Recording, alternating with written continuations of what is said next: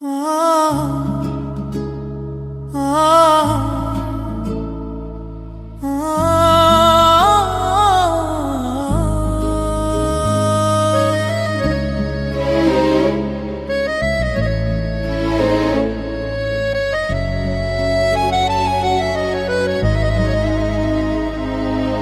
இடையழகை பார்க்கத்தான் பைசா நகரத்து கோபுரம் சாய்ந்ததோ,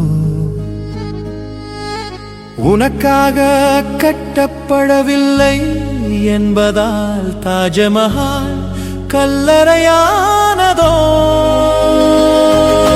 பிறக்கும் போதே உனக்கு தெரியுமோ உன் மீது காதல் யுத்தம் செய்வேன் என்று.